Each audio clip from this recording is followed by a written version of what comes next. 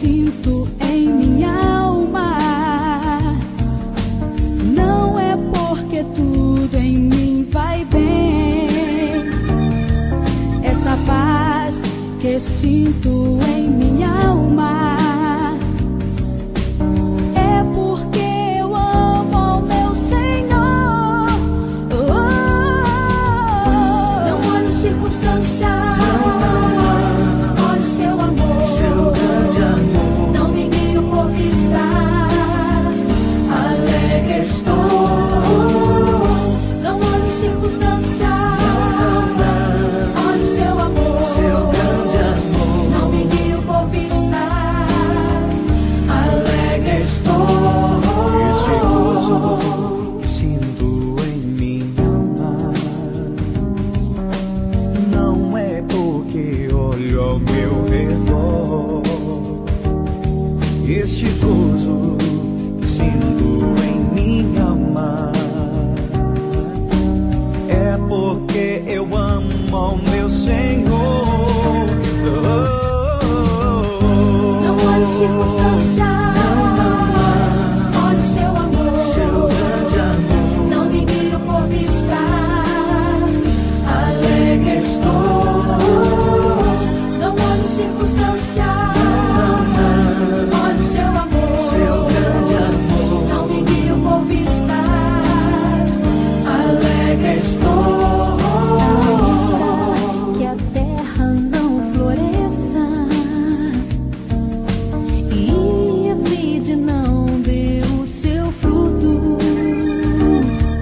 ainda que os montes se lancem ao mar e a terra trema, hei de confiar. Não olho circunstâncias,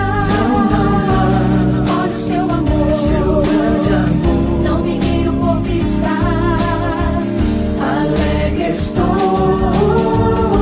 Não olho circunstâncias, olho seu amor, Seu grande amor. não me guio por vistas, alegre estou. Aleluia, glórias, aleluia. Aleluia, dou ao meu Senhor. Aleluia, glórias, aleluia. Aleluia, dou ao meu Senhor. Não olho circunstâncias, olho seu amor, Seu grande amor. não me guio por vistas, alegre estou. Não olho circunstâncias, olho seu amor, Seu grande amor. não me guio por vistas, alegre estou.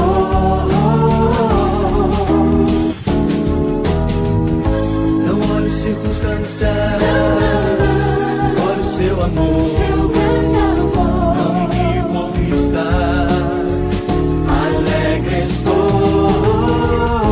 Não olho circunstâncias, olho seu amor. seu grande amor. Não me guio por vistas, alegre estou.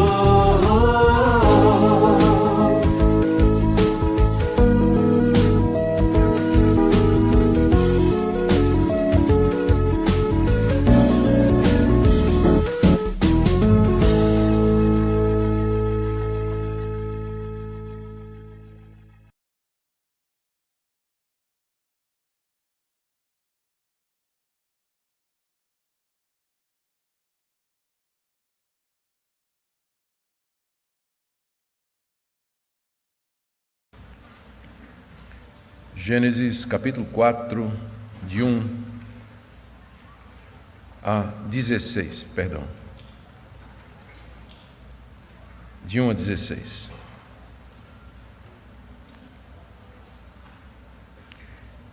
Ouçamos a leitura. Adão teve relações com Eva, sua mulher. Ela ficou grávida e deu à luz Caim. Então ela disse: adquiri um varão com o auxílio do Senhor. Depois deu à luz Abel, irmão de Caim. Abel foi pastor de ovelhas e Caim foi agricultor. Aconteceu que, ao fim de um tempo, Caim trouxe do fruto da terra uma oferta ao Senhor. Abel, por sua vez, trouxe das primícias do seu rebanho e da gordura deste. O Senhor se agradou de Abel e de sua oferta, mas de Caim e de sua oferta não se agradou. Caim ficou muito irritado e fechou a cara. Então o Senhor lhe disse: por que você anda irritado? E por que essa cara fechada? Se fizer o que é certo, não é verdade que você será aceito? Mas se não fizer o que é certo, eis que o pecado está à porta, à sua espera. O desejo dele será contra você, mas é necessário que você o domine. Caim disse a Abel, seu irmão: vamos ao campo. Estando eles no campo, Caim se levantou contra Abel, seu irmão, e o matou. O Senhor disse a Caim: onde está Abel, teu irmão? Ele respondeu: não sei, por acaso sou o guardador do meu irmão? E o Senhor disse: o que foi que você fez? A voz do sangue do seu irmão clama da terra a mim. E agora você é maldito sobre a terra, cuja boca se abriu para receber da sua mão o sangue do seu irmão. Quando você cultivar o solo, ele não lhe dará sua força. Você será fugitivo e errante pela terra. Então Caim disse ao Senhor: meu castigo é tão grande que não poderei suportá-lo. Eis que hoje me expulsas da face da terra, e da tua presença terei de me esconder. Serei fugitivo e errante pela terra. Quem se encontrar comigo me matará. O Senhor, porém, lhe disse: não. E se alguém matar Caim, será vingado 7 vezes. E o Senhor pôs um sinal em Caim, para que se alguém viesse a encontrá-lo, não o matasse. E Caim se retirou da presença do Senhor e habitou na terra de Nod, a leste do Éden. Até aqui, queridos, a leitura da palavra de Deus. Mais uma vez pedimos, Pai, a direção do Teu Espírito Santo, na compreensão e exposição da Tua santa palavra. Fala ao nosso coração. Em nome de Jesus. Amém. Meus irmãos, o foco do capítulo 4 de Gênesis é na pessoa de Caim e a sua descendência. O objetivo de Moisés em registrar essa história que nós acabamos de ler é mostrar a bifurcação que aconteceu na humanidade logo após a queda do homem e sua expulsão do jardim.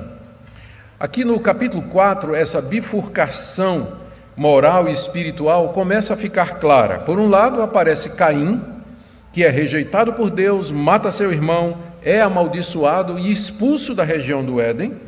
Começa uma civilização lá para a banda do leste, onde constrói uma cidade e uma cultura, como nós veremos na próxima exposição. A genealogia de Caim, que ocupa o resto do capítulo 4, é registrada e fica claro que na sua descendência o pecado já está em estágio avançado. Poligamia, vingança, morte, tudo isso na descendência de Caim, cuja história começa aqui. Por outro lado, nós temos Abel, cujas obras eram justas, homem cheio de fé, e que é o primeiro a ter o seu sangue derramado por adorar a Deus da maneira correta. Depois de Abel, Deus concede Sete e depois Enos. E a partir dele, o verdadeiro culto a Deus começa a se organizar e se fortalecer. Caim representa claramente a serpente, a descendência da serpente, mencionada lá em Gênesis 3,15, conforme vimos na mensagem anterior, quando Deus disse à serpente que viria um descendente da mulher, a descendência da mulher, que esmagaria a sua cabeça, enquanto que ela picaria o calcanhar. Isso porque Deus colocaria inimizade entre a descendência da mulher e a descendência da serpente. E essa inimizade começa a aparecer aqui, representada por Caim, que é o descendente da serpente, e Abel, que é o descendente da mulher, a linha piedosa daqueles que haveriam de servir a Deus. Hoje nós veremos a parte inicial do capítulo 4, que conta a tragédia envolvendo esses dois irmãos. São 4 incidentes narrados por Moisés aqui, que eu queria expor e que vocês acompanhem com a sua Bíblia em oração, porque nós temos muita coisa para cobrir aqui, muito assunto, muitos temas da mais alta relevância para a nossa fé. Primeiro, o nascimento de Caim e Abel, versos 1 e 2. Diz aí o verso 1, que Adão teve relações com Eva, a sua mulher. Literalmente no hebraico, Adão conheceu a Eva, sua mulher. Esse era o termo que era usado no Antigo Testamento para se referir às relações sexuais. E mostra que a Bíblia ela é muito cuidadosa na escolha de palavras. Ela procura não despertar a imaginação. Ela usa aquilo que a gente chama de eufemismos com frequência. Então, ter relações sexuais, que a nossa tradução simplesmente traduziu assim, não é? Hoje em dia isso não é tanto, mas naquela época havia um certo recato com a linguagem, então usava-se o termo conhecer, até porque é o que significa, é um conhecimento mais íntimo da pessoa. Então, Adão conheceu, teve relações com Eva, a sua mulher. Nós vamos chegar lá no capítulo 5, verso 4, onde está dito que Adão e Eva tiveram filhos e filhas. Filhos e filhas. Imagina que Adão viveu 930 anos, não é? Então, quantos filhos e filhas ele não teve? Ao que parece, Caim e Abel foram os primeiros filhos. O texto vai nessa direção. Eles moravam na região do Éden. Vocês lembram que Deus expulsou Adão e Eva do jardim que era no Éden. Então, o jardim ficou fechado e eles ficaram morando na região do Éden. Não no jardim mais, mas na região do Éden, que era uma região privilegiada. Bem, Eva então engravidou e ela deu à luz a Caim. Certamente sentiu aqui aquilo que Deus disse: com dores darás à luz filho. Ela sentiu as dores, experimentou o sofrimento de trazer um filho ao mundo. E ao que parece, foi ela que deu o nome à criança. Ela ficou grávida e deu à luz Caim. Então ela disse: adquiri um varão com o auxílio do Senhor. Caim, em hebraico, soa muito parecido com o verbo adquirir.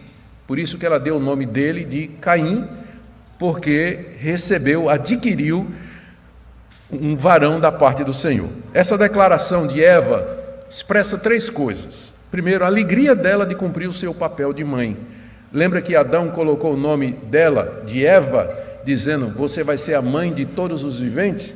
Então aqui Eva começa a cumprir o seu papel e ela está feliz com isso, que apesar do pecado, ela continua a cumprir esse papel que Deus lhe deu. A sua declaração também expressa a confiança, a esperança de que Caim poderia ser aquele descendente esperado. Porque no hebraico ela diz assim: adquiri um ish, um varão da parte do Senhor.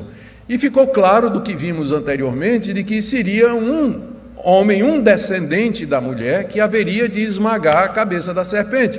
Com o nascimento de Caim, Eva deve ter pensado: quem sabe é esse? Adquiri um varão.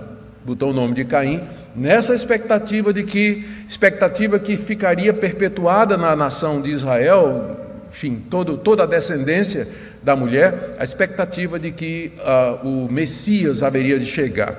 E terceiro, essa declaração expressa a dependência que Eva tinha de Deus. Às vezes o pessoal pergunta: será que Adão foi salvo?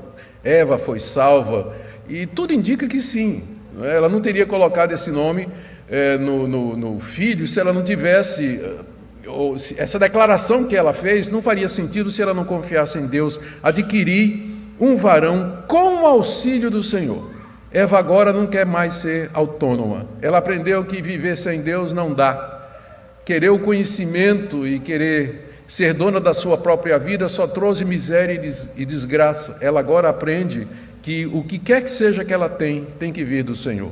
Adquirir um filho com o auxílio do Senhor. Você percebe a mudança de atitude já no coração aqui de Eva. E o texto diz que ela deu à luz a Abel, irmão de Caim. No original pode ser traduzido assim: e continuou e deu à luz a Abel. Daí o próprio João Calvino, interpretando esse texto, diz que os dois eram gêmeos. Acha que eles eram gêmeos. Mas não há necessidade de chegar a essa conclusão, não é? Embora gramaticalmente seja possível. Mas não há nada no texto que indique isso. O fato é que simplesmente está dizendo: ela teve Caim, né? E na sequência, no tempo normal, o próximo filho se chamava Abel, que significa sopro, aquilo que passa rapidamente. Diferentemente de Caim, onde Moisés dá a explicação do que é que significa adquirir um varão com auxílio do Senhor, não tem explicação para o nome de Abel. E aí vem todas as especulações, não é? Eva teria ficado tão encantada com Caim que disse: esse é o descendente que vai esmagar a cabeça da mulher. Quando vem o segundo filho, vaidade, Abel, inutilidade, não vai servir para nada. No final era o contrário, né? Como a gente se engana com os filhos, não é verdade? A gente não tem ideia do que é que vai ser dos nossos filhos, o que é que eles serão. Todo juízo é precipitado, todo pré-julgamento é precipitado. Eva tinha convicção ou grande esperança de que Caim seria aquele que haveria de esmagar a cabeça da serpente, e Abel, a palavra significa vaidade ou alguma coisa inútil, que talvez reflita o que Eva sentia naquela altura, embora nós não tenhamos certeza. Bom, o texto continua e diz que os meninos cresceram e eles seguiram profissões diferentes. Verso 2: depois deu à luz Abel, irmão de Caim. Abel foi pastor de ovelhas e Caim foi agricultor. Deus havia ordenado que Adão dominasse sobre os animais domésticos. Isso significava pastoreá-los, levá-los para onde houvesse comida e água, providenciar abrigo contra o sol, lugar para dormir à noite. Tinha muito trabalho. E essa foi a profissão que Abel assumiu, essa vocação de cumprir o mandato que Deus tinha dito de dominar sobre os animais domésticos. Mas já Caim se tornou lavrador. Ele foi cuidar da roça, se tornou agricultor, como diz o verso 2, como Deus tinha mandado que seu pai Adão fizesse. Quando Deus expulsou Adão do paraíso, do jardim, diz o texto que ele foi mandado para lavrar a terra de onde ele havia sido tirado. E Caim aprendeu a profissão com o seu pai. O que a gente pode perceber aqui é que a descendência do homem, ela está seguindo o mandato cultural. Os filhos de Adão e Eva estão seguindo aquilo que Deus havia dito ao primeiro casal, de dominar a terra, ocupá-la completamente, aprender dela e dela tirar o seu sustento. Isso a gente chama de mandato cultural. Eles deveriam formar uma família, uma sociedade, criar uma cultura, explorar as riquezas do mundo que Deus criou para eles, ciência, usar esses recursos para o bem da humanidade, tecnologia, da terra tirar o sustento. Agricultura e pecuária foram as duas primeiras profissões que aparecem na Bíblia. Então essa é a primeira parte, o relato do nascimento de Caim e Abel e como os dois seguiram caminhos diferentes e as expectativas diferentes dos seus pais com relação a eles. O segundo episódio que Moisés registra, está aí do verso 3 a 7, é aquele momento em que os dois irmãos trazem ofertas para Deus. Isso ocorreu ao fim de certo tempo. Veja o verso 3. Aconteceu que, ao fim de um certo tempo, Caim trouxe do fruto da terra uma oferta ao Senhor. Ninguém sabe o que é que Moisés quis dizer com isso. Que tempo é esse? Quando os meninos cresceram? Quando chegou o tempo da colheita? Ou quando passou a semana e chegou o sábado, que era provavelmente o dia em que se fazia o culto a Deus? Já era conhecido o sábado desde o Jardim do Éden? Então ninguém sabe exatamente. O mais provável é que esse, ao fim de um certo tempo, se refere ao fato que depois que os rapazes cresceram e depois que eles foram instruídos por Adão sobre como agradar a Deus e como adorá-lo, porque eles não fizeram isso do nada. Eles devem ter aprendido isso com o seu pai, Adão, que por sua vez aprendeu com o próprio Deus. E aí então, no tempo certo, os dois irmãos trouxeram suas ofertas a Deus, provavelmente pela primeira vez. Num local designado para isso, na região do Éden. Muitas outras ofertas já tinham sido feitas por Adão, mas agora era a vez de Caim e Abel trazer as ofertas diante do Senhor. O alvo era obter o favor e a aceitação de Deus. Então Caim, diz aí o verso 3, trouxe uma oferta ao Senhor, tirada do fruto da terra, que era a área da sua ocupação, era o fruto do seu trabalho. Ele tinha aprendido com seu pai que o fruto da terra é uma dádiva de Deus. E aí ele traz uma parte de sua produção como oferta a Deus, ali naquele local reservado para isso. Talvez houvesse um altar de pedras, a gente não pode afirmar. Abel, por sua vez, e é possível traduzir com a alternativa, Caim trouxe frutos, mas Abel, é possível ter essa tradução, Abel, em contrapartida, trouxe como oferta os primogênitos das suas ovelhas, o melhor do seu rebanho, como diz aí o verso 4. Ele matou essas ovelhas e queimou a gordura delas ali naquele altar. Ele tinha aprendido que o derramar de sangue fazia parte do culto a Deus, porque o seu pai havia contado para ele o que Deus havia feito lá no jardim, quando imolou um animal para, com a pele do animal morto, pudesse cobrir a sua vergonha. Porque de que outra forma Abel, de onde ele teria tirado a ideia de matar animais para trazer como oferta a Deus? É o único episódio anterior que nos dá uma dica de onde ele tirou essa ideia. Exatamente da história que seu pai lhe contou do que tinha acontecido lá no jardim. E então Abel oferece pela fé aqueles animais imolados, fé nas promessas de Deus, fé que ele havia aprendido com seu pai. Muito tempo depois, quando Deus vai se revelar a Israel, ele vai estabelecer leis para o culto, que vai incluir exatamente o sacrifício dos melhores animais, a queima da gordura e também ofertas de cereais e do fruto da terra, como Caim trouxe. É uma prática que vinha desde o tempo de Adão. A reação de Deus ao culto dos dois irmãos começa aí no verso 4.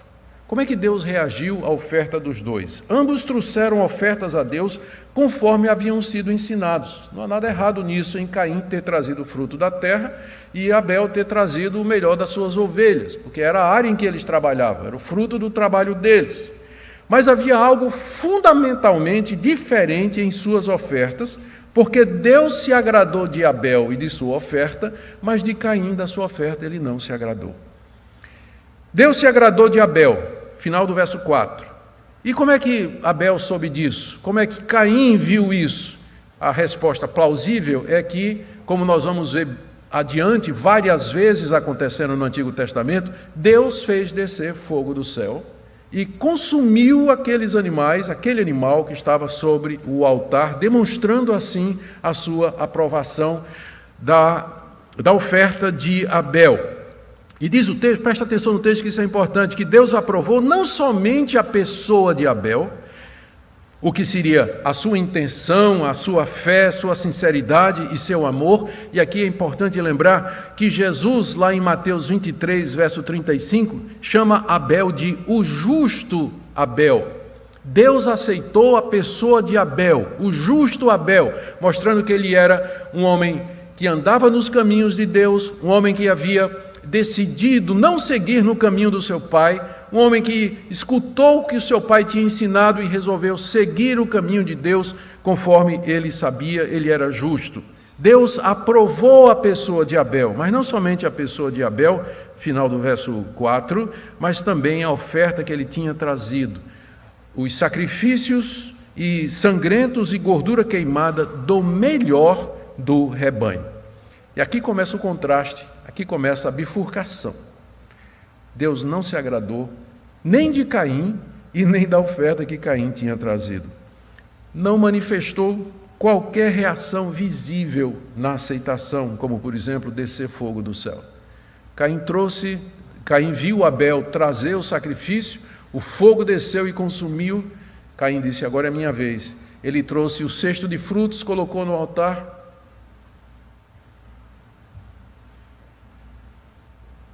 Nada. Então ficou claro que Deus não tinha aceitado nem a Caim e nem a oferta dele. Moisés nos diz aí no verso 5 que Caim ficou muito irado com isso. Quando ele percebeu que não havia sido aceito por Deus, ele ficou muito irado. E não só irado com Deus, ele ficou irado com seu irmão.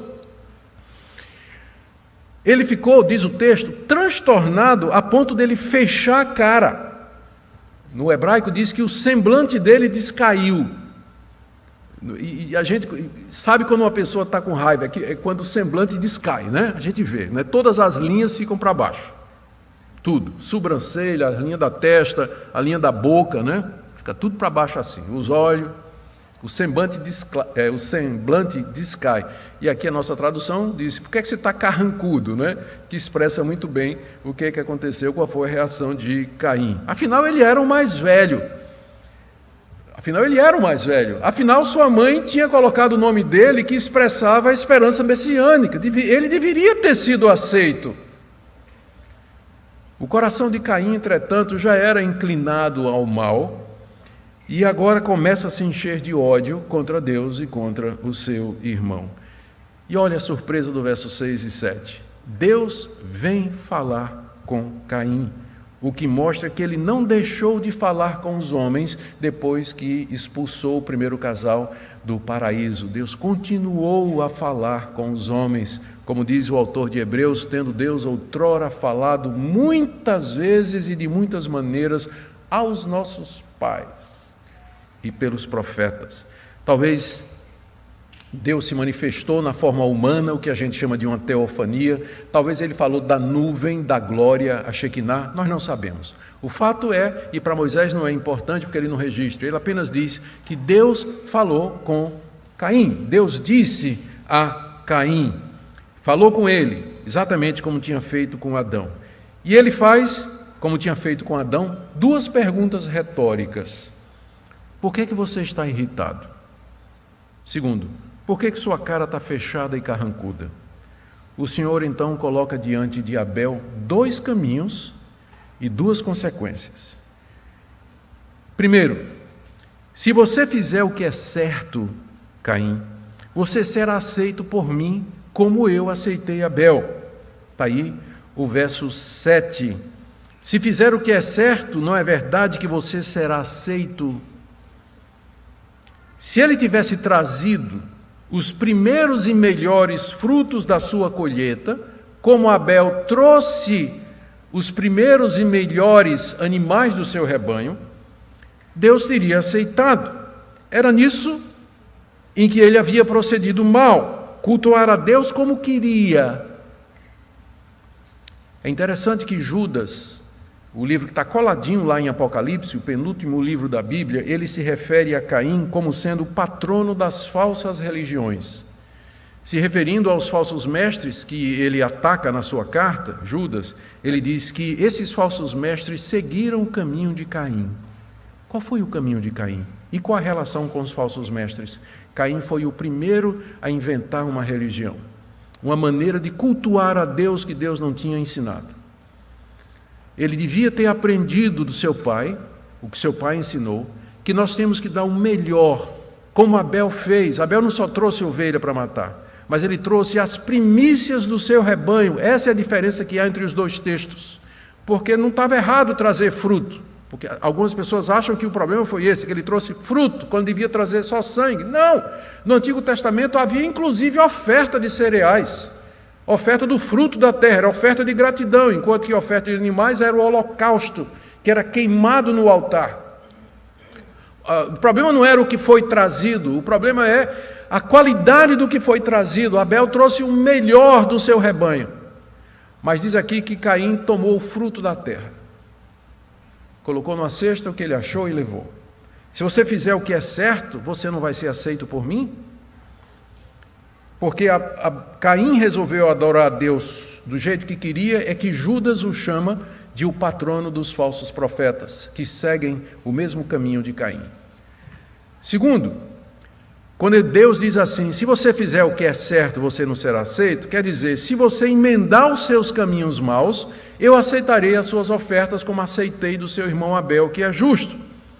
Aquele momento ali, em que em que Caim traz aquele tipo de oferta, é a consumação de uma vida que já andava errada. O apóstolo João, escrevendo na sua primeira carta, capítulo 3, verso 2, diz que Caim matou Abel porque as suas obras eram más e as obras do seu irmão eram justas. E diz ainda que Caim era do maligno. Agora você pode entender por que Deus não aceitou Caim.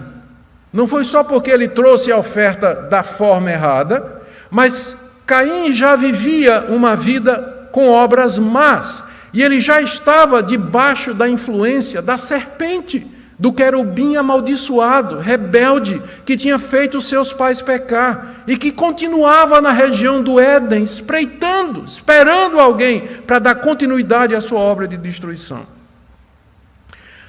Deus diz aqui no verso 7 ainda para Caim: se você fizer o que é certo, não é verdade que será aceito? E aqui vem a segunda opção.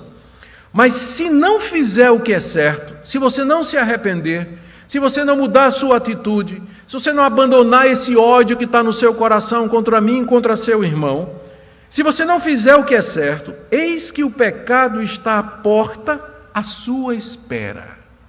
O pecado que já está no seu coração, ele está do lado de fora, como alguém que está batendo na porta e esperando. Essa figura aqui.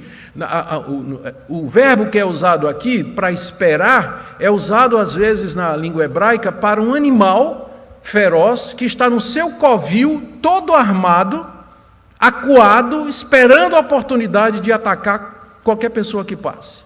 Será que é uma referência à serpente? O pecado está à porta, como um animal de espreita, só esperando você dar chance. Mas a você cumpre dominar Caim. Final do verso 7. É certo que o pecado está à porta, à sua espera. O desejo dele será contra você. É isso que ele quer. O desejo, a intenção do pecado, é a primeira vez que a palavra pecado aparece no texto hebraico, né? E aqui é personificado como se fosse um animal à espreita. O pecado está esperando na porta para dominar você. O desejo dele é dominar você, mas é necessário que você o domine, Caim. Não deixe essa ira do seu coração virar em desejos assassinos. Não deixa que a mágoa contra o seu irmão, a mágoa contra Deus se desenvolva em algo pior. O pecado está à porta, está só esperando uma oportunidade. Que exortação atual, não é verdade? Grandes pecados, eles sempre têm pequenos começos. Adultérios começam com simples olhada para mulheres onde você não devia pôr o rosto, ou em homens onde você nunca devia colocar seus olhos. Adultérios começam com pequenas coisas. A pessoa que é corrupta, desonesta, ela começou na escola roubando o lápis do coleguinha. O pecado está à porta, à espreita, mas cumpre que você o domine, porque senão ele vai entrar e vai se apossar de você. Se Caim não fizesse o que era certo, tudo isso haveria de vir. E do verso 8 a 10, que é a terceira parte do texto, nós temos mais uma para terminar, a gente vê com tristeza a escolha de Caim. Exatamente, a história se repete. A história de Caim é a história de Adão e Eva. Muito parecido. Escolha, consequências, não obedecer a Deus, escolhas erradas, expulsão do paraíso, como Caim vai ser expulso da região do Éden. Para mostrar o quê? Como o pecado se alastrou pela descendência de Adão. E a história de Adão e Eva é a nossa, a história de Caim e Abel é a nossa. Até que viesse o descendente da mulher, para que pudesse nos livrar da inclinação do nosso coração. De 8 a 10 a gente vê horrorizado que Caim optou por não ouvir a voz de Deus e ele mata seu irmão. A advertência de Deus não foi recebida por Caim. Aqui nós vemos a natureza que ele herdou dos seus pais, o pecado que ele herdou dos seus pais, se manifestando de maneira clara. Ele endureceu o coração, apesar da advertência bondosa de Deus. Ele endureceu o seu coração, não ouviu a voz do Senhor, e aquilo que era uma mágoa, um ciúme, agora tornou-se uma intenção homicida. Ele decidiu no seu coração que ele haveria de matar o seu irmão. E aqui o querubim amaldiçoado, a maldita serpente, planeja destruir a descendência da mulher, Abel. No verso 8, nós lemos, então, Caim disse a Abel, seu irmão, vamos ao campo. Porque, lembrem, eles não estavam sós, não é? A gente às vezes lê esse texto e pensa que só tinha os dois. Se tivesse os dois, por que dizer vamos para o campo? num local isolado, longe, onde ninguém vai ver o que vai acontecer, não é? Então, claro, quando isso aconteceu, já havia muita gente na terra. Vou tocar nisso daqui a pouco. Então, vamos para o campo. Vamos para o campo. Veja que Caim procede aqui com malícia. Ele premeditou a morte de Abel. Não foi alguma coisa que ele fez assim, de supetão, no momento de ira, mas ele planejou como mataria o seu irmão. Iludiu o irmão, levou para o campo, movido de invejas e ciúmes contra ele, debaixo da influência de Satanás, a quem ele pertencia, e usando de disfarçatez e malícia, diz para o seu irmão: deixa eu te mostrar lá a minha lavoura, minha roça deu uns frutos bonitos, vamos lá no campo, eu quero te mostrar alguma coisa. E Abel de nada desconfia. O santo Abel, o justo Abel, temente a Deus, de nada desconfia. Como poderia desconfiar?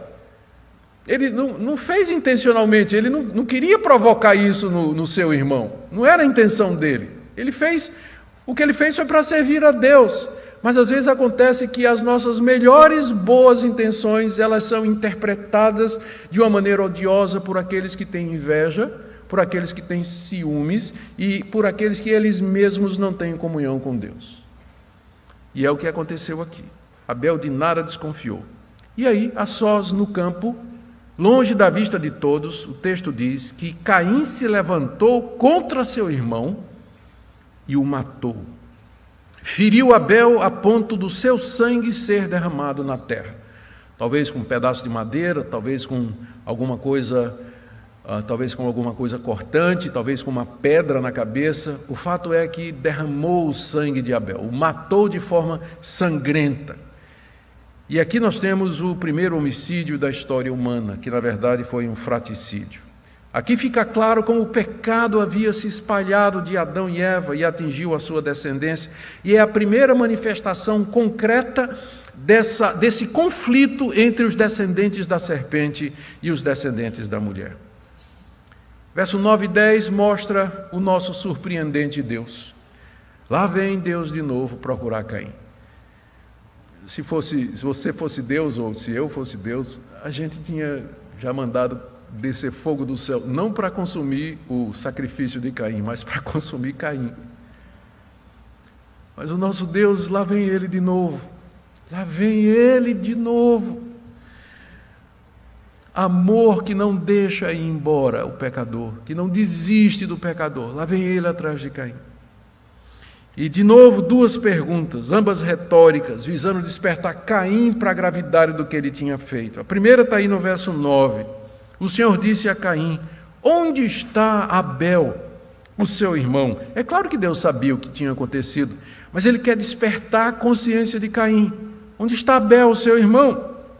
E a ênfase da pergunta está no teu irmão. Onde está Abel? Poderia parar aí, não é? E Deus acrescenta: teu irmão. Como que dizendo: perceba o que você fez, você matou, não foi qualquer outra pessoa, você matou o seu próprio irmão. Onde está Abel, o teu irmão? E a resposta hipócrita e sarcástica de Caim revela o estado de pecado avançado no seu coração. Na verdade, é uma resposta mais dura do que aquela que Adão e Eva deram a Deus, quando Deus veio fazendo a mesma pergunta. Foi o que vocês fizeram. Aqui você não vê consciência de pecado, aqui você não vê quebrantamento, o que você vê é uma mentira deslavada. Não sei. Deus perguntou: onde está Abel, teu irmão? Não sei. E aí então vem o sarcasmo que coloca a culpa em Deus. O Senhor devia perguntar a quem o Senhor colocou como responsável, guarda ou tutor de Abel. Que eu me lembre, o Senhor nunca me colocou como responsável pelo meu irmão, não. Por que o Senhor não pergunta à pessoa que o Senhor deixou para guardar Abel? Ele deve saber, não tem a menor ideia. Você percebe a hipocrisia, você percebe o sarcasmo, você percebe a invertida, querendo responsabilizar Deus. O Senhor não cuidou direito de Abel? Por que o Senhor vem perguntar a mim? Era o Senhor que devia cuidar dele. E o Senhor vem colocar isso sobre mim?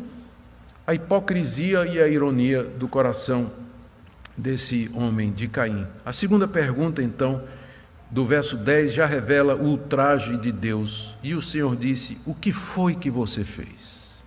Dá para quase ouvir, não é? O tom de ultraje aqui, nessa palavra de Deus. O que é que você fez? Eu vi o que você fez com seu irmão no campo, e o sangue dele que você derramou na terra. Está aí no final do verso 10. A voz do sangue do seu irmão clama da terra a mim. O sangue que você derramou na terra está gritando e pedindo vingança. Está gritando e pedindo vingança. E aqui nós chegamos na última parte do relato, de 11 a 16, o castigo de Deus sobre Caim. São 3 castigos. Primeiro, Deus amaldiçoa Caim sobre a terra, verso 11. Agora você é maldito sobre a terra, cuja boca se abriu para receber da sua mão o sangue do seu irmão. Aquela terra que bebeu o sangue que você derramou, ela vai ser maldita. Você é maldito. É a primeira vez que um ser humano é amaldiçoado depois da queda. Na queda, Deus amaldiçoa a serpente e amaldiçoa a terra, mas não amaldiçoou Caim e nem Abel. Caim se torna o primeiro maldito, juntamente com a serpente que ele havia seguido. Segundo, Deus torna estéril e improdutivo o solo que Caim plantar. Verso 12. Quando você cultivar o solo, ele não lhe dará sua força. Você será fugitivo e errante pela terra, que é o terceiro castigo. Deus condena Caim a se tornar um andarilho pelo mundo. Uma vez que Deus amaldiçoou qualquer solo que Caim plantasse, ou seja, não adianta você plantar e trabalhar e cultivar Caim, porque não vai dar nada. O resultado era que, uma vez que a roça é o que prende o homem na terra, ele então só restava ser um andarilho, errante pela terra. Ele ia viver do que ele encontrasse, andando, sem ter um lugar fixo. Essa era a ideia, em primeiro lugar. E por quê? Porque Deus vai expulsá-lo da região do Éden, e ele viveria fugindo de Deus e dos outros, com medo do castigo, acossado por sua consciência de ter matado o seu próprio irmão, sem rumo diante daquela terra perdida, imensa diante dele.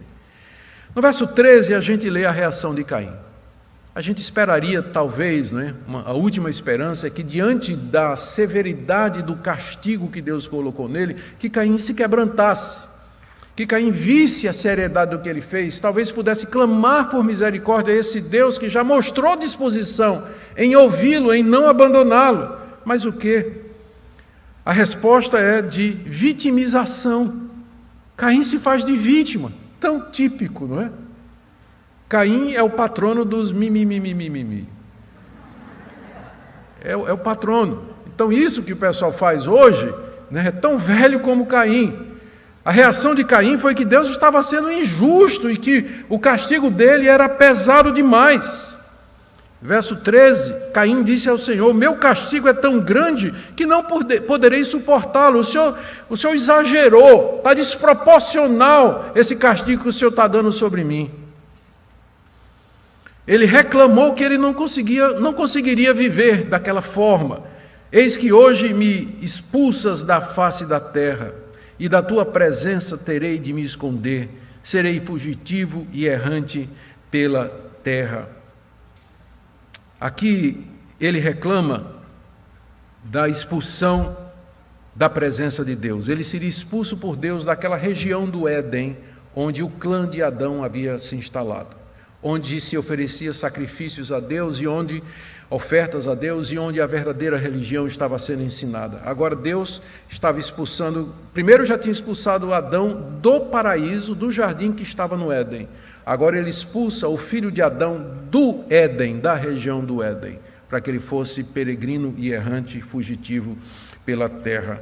É isso que ele diz aqui: tu me expulsas da tua presença. Deus está em todo lugar, então só pode se referir ao local onde Deus se manifestava durante os cultos, que era aquele altar, aquela região onde as ofertas eram feitas e o fogo descia e consumia tudo. E aí ele reclama, continua no verso 14, no final do verso 14: quem se encontrar comigo me matará. Ele diz assim: o Senhor colocou um alvo nas minhas costas. Eu sou um homem marcado agora, porque pelo menos enquanto eu estou aqui, eu estaria protegido, estaria com minha família, mas agora o Senhor me expulsa da minha terra, da minha roça, e eu vou vagar pelo mundo, né, com um alvo nas costas. Quem me encontrar vai me matar. É preciso aqui explicar de quem é que Caim tinha medo. Porque geralmente as pessoas leem esse texto e pensam que só tinha Adão e Eva, Caim e Abel, né? Caim e Abel, esquecendo que Adão viveu 930 anos. E os meninos podiam ter 300 anos de idade quando isso aconteceu. Os meninos, né? 300 anos de idade quando isso aconteceu. Ou seja, essa altura já havia uma comunidade dos filhos, dos netos, bisnetos de Adão e Eva. Casaram entre si, óbvio. De que outra maneira poderia se propagar o primeiro casal? Né? De que maneira eles se espalhariam pela terra se não tivesse casamento consanguíneo no começo? Se não tivesse casamento consanguíneo no começo. Mais adiante, à medida que não era mais necessário isso, Deus vai passar leis proibindo casamento consanguíneo. Mas, por enquanto, para a propagação da raça, houve casamento entre irmãos. Tinha que haver. É por isso que Caim diz aqui, quem se encontrar comigo vai me matar. Ou seja, alguém da população que já existia, sabedor do que Caim fez, porque foi o primeiro assassinato, ninguém tinha matado ninguém até aquela altura, seria a primeira vez, então a reação seria de pena de morte para Caim, pena de morte para Caim. E era disso que Caim tinha medo. Mas olha a resposta desse Deus surpreendente. Esse capítulo deveria ser sobre a misericórdia de Deus. Deus diz Caim, no verso 15, não, é o que Deus diz. Não vai ser assim. Não vai acontecer como você está dizendo, Caim. Segundo, Deus condena quem matar Caim a ser vingado 7 vezes, isto é, sofrer um castigo 7 vezes pior que o castigo de Caim. Como ele diz aqui no verso 15, se alguém matar Caim, será vingado 7 vezes. Quer dizer, ele vai sofrer 7 vezes mais do que esse castigo que eu estou dando a Caim. E aí, em seguida, Deus coloca um sinal em Caim para evitar que ele fosse morto por alguém. E a ironia aqui é que muita gente acha que esse sinal foi uma maldição, não é? Na verdade, não. Foi uma bênção. Era um sinal para proteger Caim. Era um alerta, dizendo assim, olha, quem matar esse homem, Deus vai fazê-lo sofrer 7 vezes mais do que ele já está sofrendo. Você vê pura misericórdia aqui. Pura misericórdia de Deus para com esse assassino endurecido. Ninguém sabe que sinal era esse, e todas as tentativas que têm sido feitas para interpretar acabam, inclusive, em interpretações abomináveis, que eu não vou nem mencionar. Mas a verdade é que ninguém sabe que sinal era esse. Era alguma coisa visível que identificava Caim como protegido por Deus. Ninguém poderia matá-lo sob pena de sofrer consequências 7 vezes pior do que o castigo que Deus já tinha dado a ele. A gente pergunta, por que Deus protegeu esse homicida endurecido, hipócrita, sarcástico? Por que não deixou que o matassem, como mais tarde exigiria a lei de Moisés? A resposta é que Deus não queria começar um ciclo de morte aqui. Porque quem matasse Caim, aí já seria a vez dele ser morto também. E aí começaria um ciclo de vingança, de morte, que Deus não queria que acontecesse, enquanto o seu povo não se estruturasse numa sociedade onde a pena de morte para assassinos pudesse ser implementada com segurança e pelas pessoas corretas. Então, a essa altura, Deus ainda não quer a pena de morte para assassinos, mas mais adiante ele vai fazer isso. Já na época de Noé, ele já vai dizer, quem derramar sangue do homem, pelo homem terá o seu sangue derramado. E aí, na lei de Moisés, a pena de morte vai ser aplicada com muita clareza. O texto termina no verso 16, com Caim saindo para o seu exílio. Caim se retirou da presença do Senhor. Mais uma vez, Deus está em todo lugar. Retirar-se da presença do Senhor significa sair daquele lugar onde Deus manifestava a sua presença, que só pode ser aquele local de culto lá no Éden, onde os irmãos tinham trazido, ou traziam, e outros traziam as suas ofertas para oferecer a Deus. Caim é como que expulso da igreja, ele é expulso da comunidade de fé, ele é expulso ali daquele local onde a verdadeira religião estava sendo ensinada. Ele se desliga de Deus, se desliga dos seus pais e parentes e diz o texto que ele foi habitar numa terra chamada Nod, ao lado direito do Éden, do Oriente, o lado, a banda onde o sol nasce. E a palavra Nod em hebraico significa peregrinação, andança sem rumo. Na próxima mensagem, se Deus quiser, nós vamos ver como Caim se estabelece naquela terra, constrói uma cidade, a primeira cidade construída foi por Caim, e os pecados que vieram na sua descendência e também as conquistas. Vamos terminar perguntando o que é que Moisés queria ensinar aos israelitas com tudo isso e o que é que nós podemos aprender desse texto.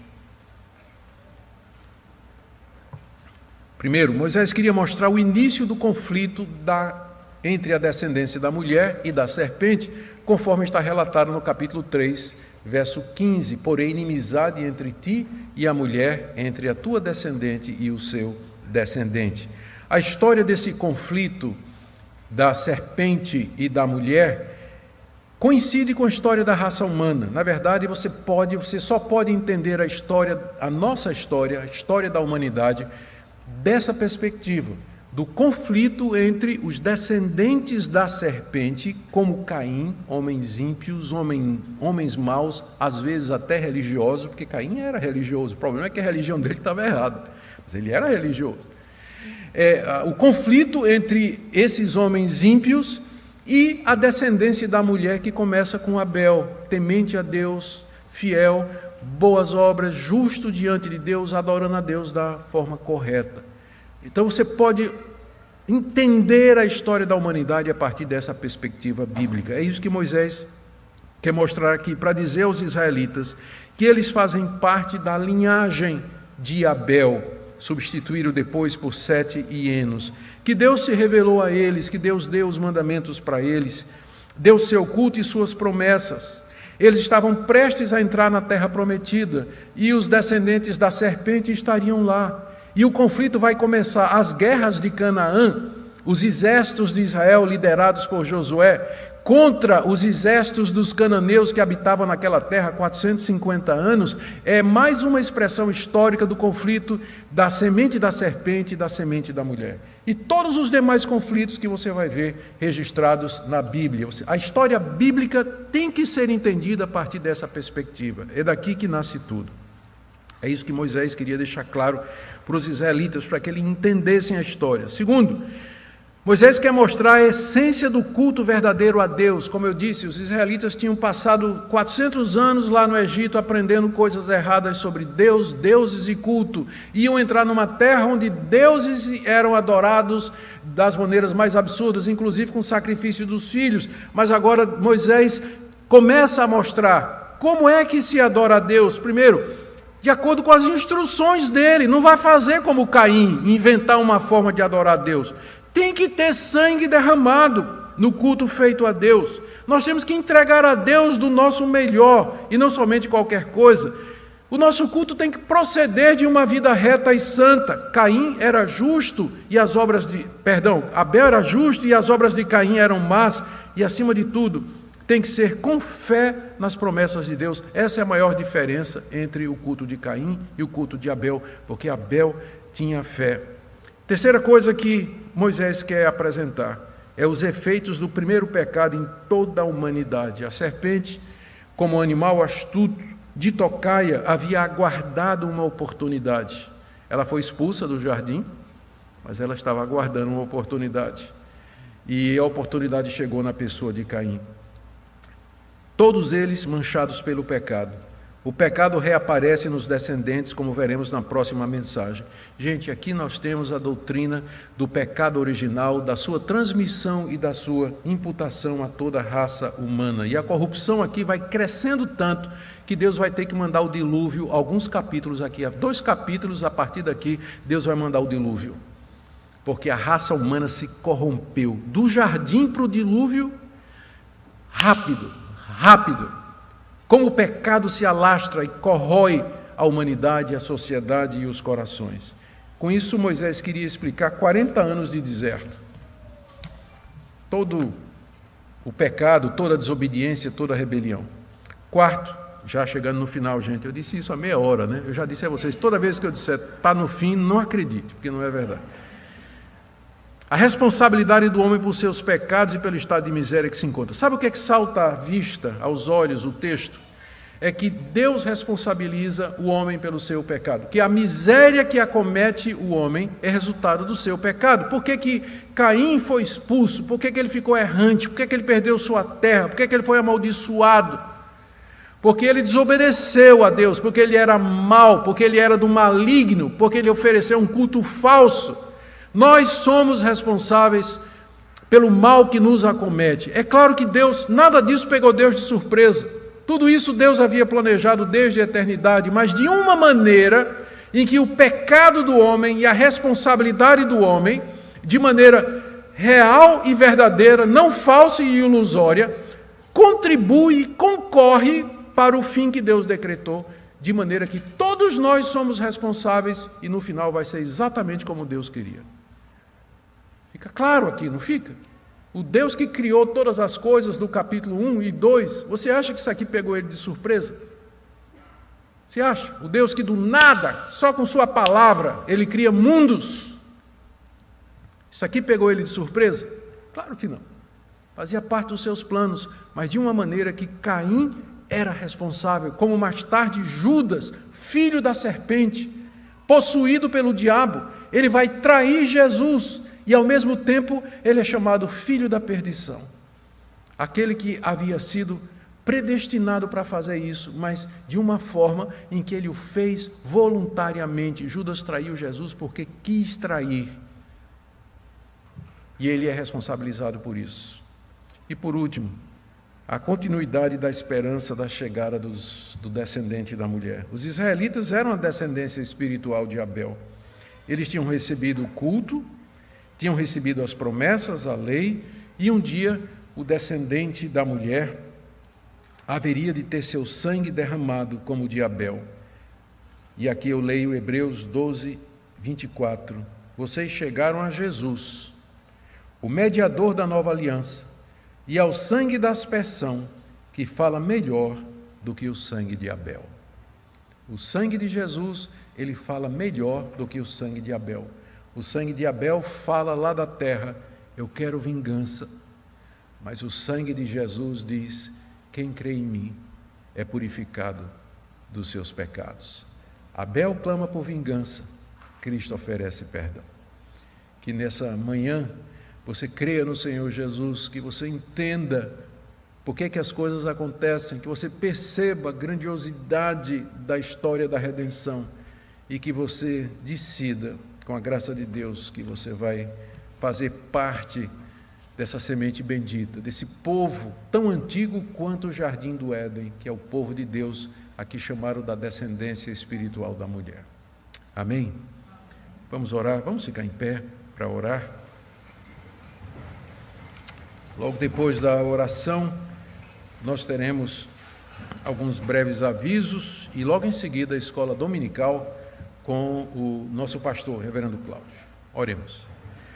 Ó Deus, que Tua palavra fale ao nosso coração, que nós aprendamos, ó Deus, a entender a história, a ler a história da perspectiva bíblica, e não simplesmente de guerra de nações, busca de interesses materiais, de líderes poderosos, teorias da conspiração. Nos ajuda a ver o que é que está por detrás da tessitura da história, o que é que está por detrás dos fatos, que é esse conflito secular entre Satanás e seus anjos e o teu povo, os eleitos, a tua igreja.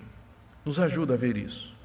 Abre os nossos olhos para que nós vejamos o sentido da vida, de onde viemos, o que somos e para onde vamos. Abençoa esse povo querido que está aqui nessa manhã, dá-lhes tua graça e misericórdia.